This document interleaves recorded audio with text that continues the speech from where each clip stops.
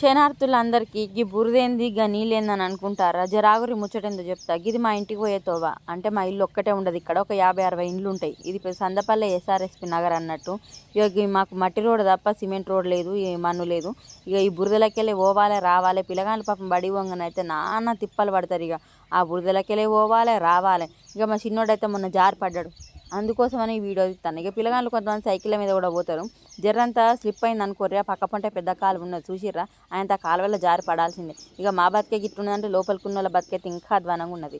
అర్ధరాత్రి వేళకి అనేది ఏదైనా ఆపత వచ్చిందనుకో, ఇక ఎమర్జెన్సీగా దవాఖానకు పట్టుకొని ఉరుకుదామన్నా కూడా ఈ బురదలకి వెళ్ళి ఆటో అయితే వెళ్ళదు.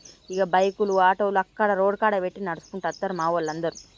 ఇక గింత అధ్వానంగా ఉన్నాయి మా బతుకులు అయితే. ఇక ఎవరు రారా చూడరా అంటే ఎందుకు రారు, మా అత్తరు చూస్తారు పోతారు, కానీ చేసేటోళ్ళు ఎవరు ఉండరులా.